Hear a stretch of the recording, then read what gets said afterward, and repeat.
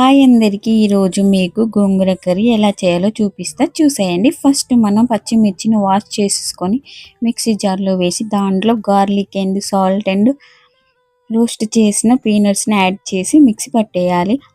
ఆ తర్వాత ప్యాన్ పెట్టుకొని దాంట్లో ఆయిల్ వేసి దాంట్లో జీలకర్ర ఆవాలు అండ్ గార్లిక్ని కూడా వేసి 5 మినిట్స్ తర్వాత పసుపు కూడా వేసి కలిపేసుకొని మనం మిక్సీ పట్టిన మిశ్రమాన్ని దాంట్లో వేసి ఒక 5 మినిట్స్ కుక్ చేసిన తర్వాత మనం నీట్గా శుభ్రం చేసిన గోంగూరని 2 టైమ్స్ కడుక్కోండి, లేకపోతే సన్నటి ఇసుక ఉంటుంది. సో జాగ్రత్త.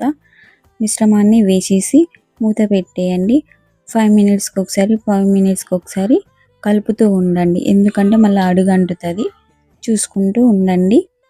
అలా 15 మినిట్స్లో మనకి నోరూరించే ఎంతో రుచికరమైన గోంగూర కర్రీ రెడీ అవుతుంది. నిజంగా మీరు ట్రై చేసి చూడండి, నచ్చుతుంది.